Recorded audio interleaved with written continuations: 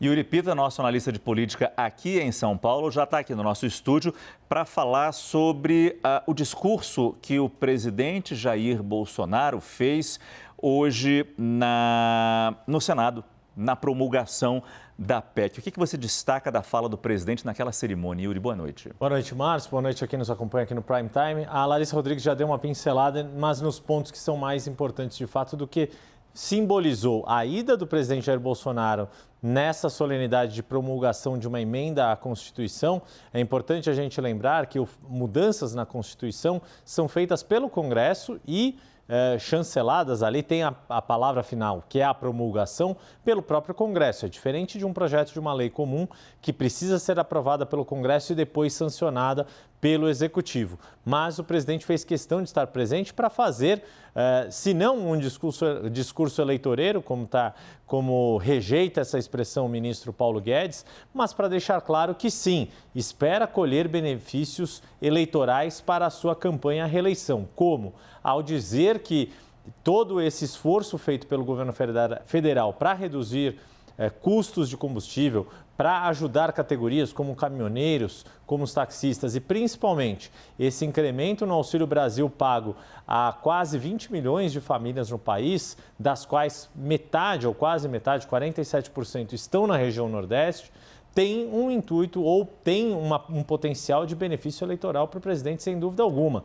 E como a Larissa Rodrigues disse, não é por acaso que o presidente fez menção à região Nordeste, falando não só do Auxílio Brasil, mas de projetos como de energia eólica. Não é por acaso que o presidente ressaltou o pagamento feito às mulheres, porque é o público do eleitorado em que o presidente vai mal nas pesquisas em comparação com seu adversário, o ex-presidente Lula, que lidera com uma frente maior entre as mulheres e na região Nordeste. Então, só com essas duas falas, a gente percebe que sim, há uma expectativa grande do governo de que essas medidas se revertam, sim, em melhora nas intenções de voto do presidente. Muito obrigado, Yuri Pita. Fundamental ouvir também o nosso analista de economia, diretor do CNN Brasil Business, Fernando Nakagawa. Porque, Naka, boa noite para você. Antes de mais nada, a gente ouviu o presidente da Câmara, deputado Arthur Lira, dizer que a PEC não é estouro de teto.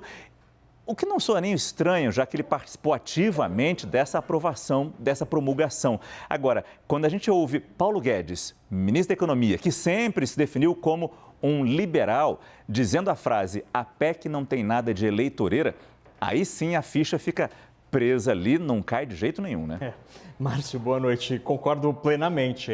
Soa estranho um liberal nato como o Paulo Guedes adotar esse approach relacionado a todo este texto que foi promulgado, especialmente porque, na visão de muitos economistas, tudo isso que aconteceu é um pouco casuístico, o momento parece muito com viés eleitoral, porque a guerra já está aí há 5 meses.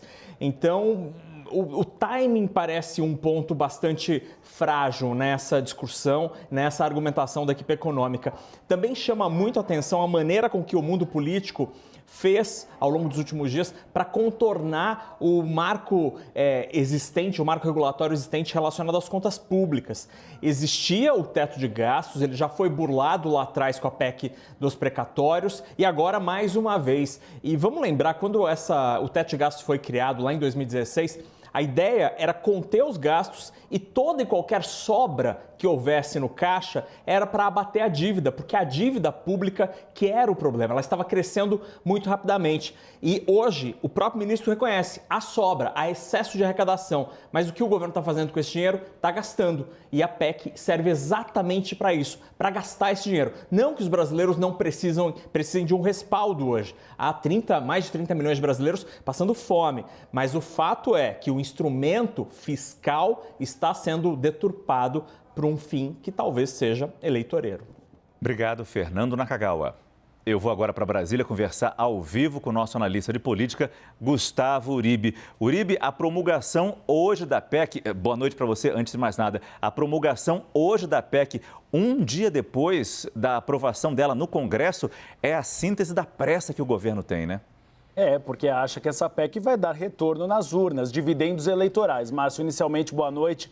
Boa noite a todos. Quando você teve o pagamento lá em novembro do auxílio emergencial, demorou aí uns 3 meses para que as pesquisas eleitorais mostrassem uma recuperação e um aumento do presidente Jair Bolsonaro. Faltam 3 meses para as eleições. É por isso que se há pressa do pagamento rápido.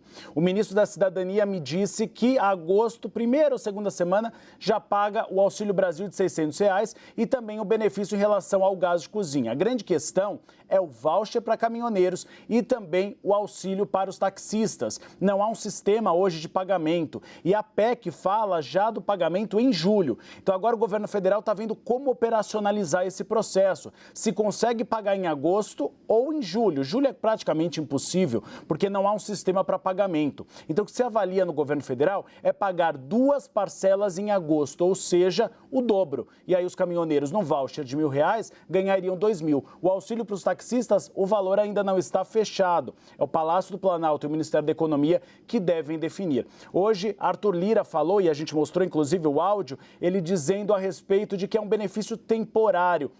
Uma mudança na Constituição Federal não deveria ser temporária. Parece uma espécie de arremedo neste momento pré-eleitoral. É inegável, Márcio, que aumentou a miséria, que aumentou a fome e esses benefícios são importantes. A questão é o time. Há uma autocrítica dentro do Palácio Planalto que essas medidas deveriam ter sido adotadas lá atrás, quando começou a guerra entre Ucrânia e Rússia em abril, e não agora, às vésperas da eleição. Por isso que ganha todo esse verniz de que é a PEC da reeleição. Muito obrigado, Gustavo Uribe.